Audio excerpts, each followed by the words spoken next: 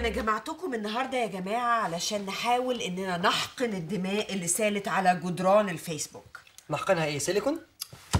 يا ريت تلم العسل شوية، ها؟ شوية، ها؟ شوية.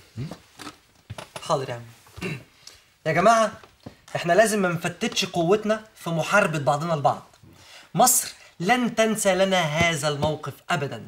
لازم كلنا نتجمع ونتحد لمحاربة عدونا الكبير، عدونا الخارجي، عدونا اللي عايز يفتك بشباب مصر الأبرياء. جروب وديني لا طلع عينك يا جيل التمانينات. وبكده يا جماعة نبقى حققنا هدف سامي. ليه هو سامي ما يعرفش يشوط؟ لا ده سامي أكسيد الكربون. قلت لم العسل شوية.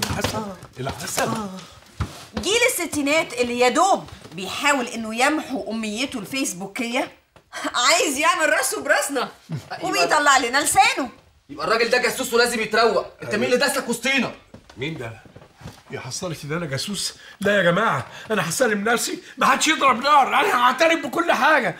يا اولاد انا اللي ببيع السجاير الفرد، انا اللي بقعد في قعدات البانجو واقوم ما احاسبش. انت انكل عبد الحميد قال اللي ملبسك البادي ستومك. هو انت يا ابن وانا اللي لبستك البنطلون الساقط. هو انت يا بنت خلاص يا بابا اخراسي يا بنت هنحاول ان احنا نحل الموضوع.